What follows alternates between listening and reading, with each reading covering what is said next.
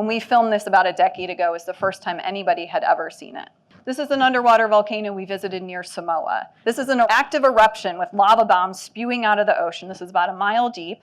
Nobody was harmed in the filming of this video. It was taken with a remotely operated vehicle. This particular type of eruption we think has been occurring for about 4 billion years on our planet. This is one in Japanese waters called Daikoku. This is molten sulfur leaking out of the seafloor. This is because the Pacific plate is sliding underneath, it's remelting, and you get these really gassy and acidic otherworldly scenes.